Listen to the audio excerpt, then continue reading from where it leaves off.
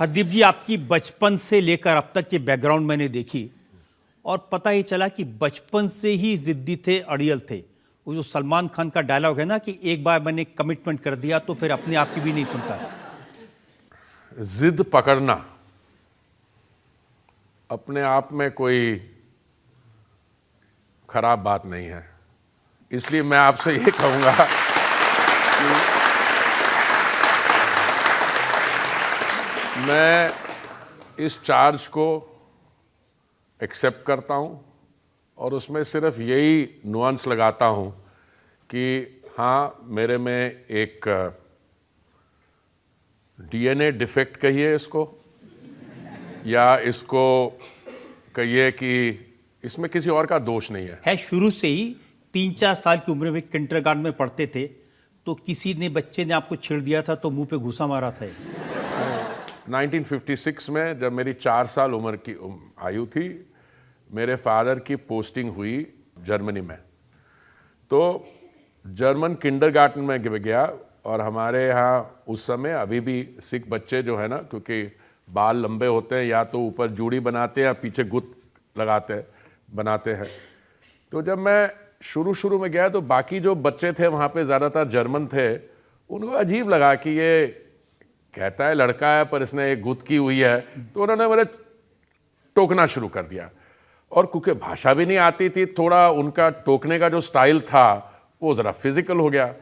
वैसे मैं आपको बता दूं रजत जी, स्कूल की बुलिंग या सिविल सर्विस या पॉलिटिकल लाइफ में अगर कोई बुलिंग करे तो घूसा मारना उसको रिटर्न में अच्छा रहता है लॉन्ग रन में। और लेकिन आदतें ऐसी थी, मैंने सुना कि घर वालों ने आपको जबरदस्ती हॉस्टल में भर्ती करा दिया तो दीवार फांद के आप भाग आए। देखिए, ये भी कहानी जो आपके डीप रिसर्च की सही है एक माने में। हुआ क्या कि मेरे फादर, क्योंकि वो विदेश मंत्रालय में काम करते थे, उनकी पोस्टिंग हो गई इंडो चाइना लाओस। वहाँ पे कोई स्कूल थे नहीं इंग्लिश मीडियम। मेरे पेरेंट्स ने फैसला किया कि मैं स्कूल में जाऊँगा, और हिमाचल प्रदेश में। शुरू में तो मुझे लगा कि शायद ये एडजस्टमेंट प्रॉब्लम है, पर मैंने देखा थोड़ी देर में कि वो स्कूल जो है वो हर हिसाब से, मतलब किसी भी तरीके देख लीजिए वो एजुकेशन में होने चाहिए, वो सही नहीं था। तो मैंने कई चिट्ठियाँ लिखी, पर वो आपको पता है पेरेंट्स का कैसे होता है। मेरी भी 2 बेटियाँ हैं, ग्रैंड चिल्ड्रन है, वो समझते हैं जो बच्चे कहते हैं वो हमेशा सही नहीं होता। तो मैंने कहा तो कोई बात सुन ही नहीं रहा। तो एक दिन मैंने क्या किया, थोड़ी सी पॉकेट मनी मिलती थी, मैंने वो टिकट खरीदा और लौट आया। तो जिद पकड़नी उस समय भी सही थी। ये तो बचपन की बातें हैं, आपकी जवानी की बात बताता हूँ।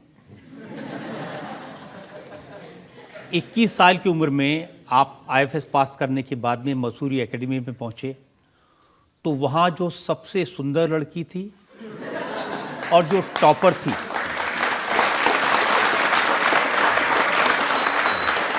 आपके बैचमेट कहते हैं कि तुरंत आपने मोहब्बत कर ली।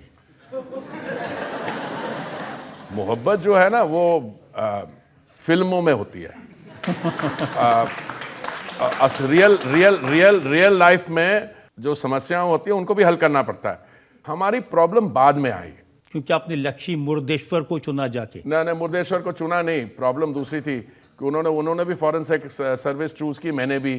तो मेरी माता जी की तरफ से मदर ने ये कहा कि भाई ये कैसे होगा, दोनों एम्बेसडर बन जाओगे, मैनेज कैसे करोगे, घर कौन चलाएगा इसमें से, क्योंकि वो हाउसवाइफ थी। तो वो तो उनको समझाया गया, वो मान ली।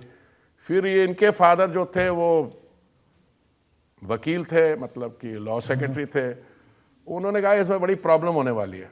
क्या कहते हैं कि शादी जो है according to special marriages act करनी पड़ेगी, नहीं तो अगर हिंदू मैरिज है सिख तो मैरिज की वैलिडिटी, कल अगर कोई सवाल उठे, तो ऐसी चीजें थी।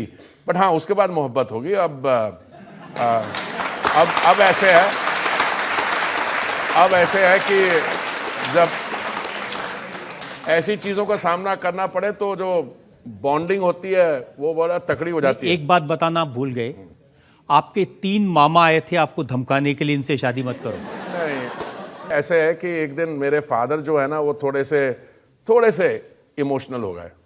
उन्होंने कहा ये भाई क्या बात है, अच्छा भला सारी सिख कम्युनिटी, उस समय ये जो अरेंज मैरिजेस ज़्यादा हुआ करती थी, तो किसी ने बोला यार इतने इतने अच्छे रिश्ते आ रहे हैं, नॉर्मली ये हमारी कम्युनिटी के लोग IAS IFS में उस समय इतने नहीं आया करते थे, एक्चुअली हमारे बैच में 5 आ गए, बट एनीवे तो किसी ने ये बोला, तो मेरे फादर ने बोला आप लोग समझाओ।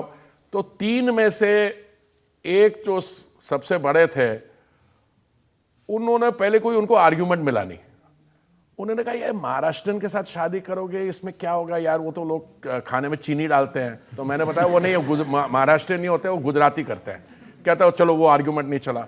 फिर उन्होंने मेरे को बोला यार लड़की तो अच्छी है और समझदार भी लगती है, पढ़ी लिखी भी है, तो धमकाया किसी ने नहीं था क्योंकि मेरे फादर थोड़े से शुरू में इमोशनल हो गए, तो उन्होंने अपनी तरफ से मनाने की कोशिश की। और बाद में मैं बताऊं, वो मैं उनका बेटा था मदर फादर का, पर ये असली डॉटर ये बन गई, तो असली ये बिल्कुल बदलाव आ गया उसके बाद।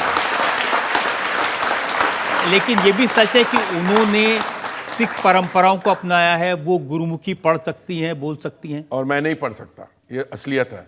जब मैं अमृतसर में इलेक्शन लड़ता था, तो जैसे किंडरगार्टन के बच्चों को समझाना होता है, कभी कभी मुझे ऐसी क्लासेस मिलती थी, क्योंकि इन्होंने मेरी मदर के साथ रह के, और जब हम पटियाला में डिस्ट्रिक्ट ट्रेनिंग के लिए गए थे, तो उन्होंने उस समय गुरुमुखी सीखी, और वो पाठ भी कर सकती हैं, करती भी हैं कभी कभी, और अपनी जो प्रेयर्स करती हैं उसमें हम दोनों, हमारे जो फैमिली है, मैं ये नहीं कहूँगा हम डीपली रिलीजियस हैं, बट विश्वास करते हैं, वी आर बिलीवर्स। एंड मैं विदाउट हेजिटेशन ये मानने को तैयार हूँ, she knows more about Sikhism and Sikh religion than I know. और मैं अपने